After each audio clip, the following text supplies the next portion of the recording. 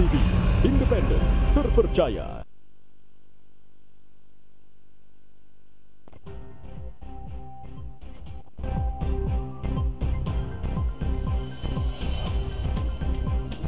Keluarga korban KMP Lestari Maju tak kuasa menahan tangis mereka di posko pengaduan di Bira. Keluarga korban mulai mengambil jenazah korban yang telah dievakuasi. KPU Makassar hari ini akan menggelar rapat pleno hasil perhitungan suara pemilihan Wali Kota Makassar.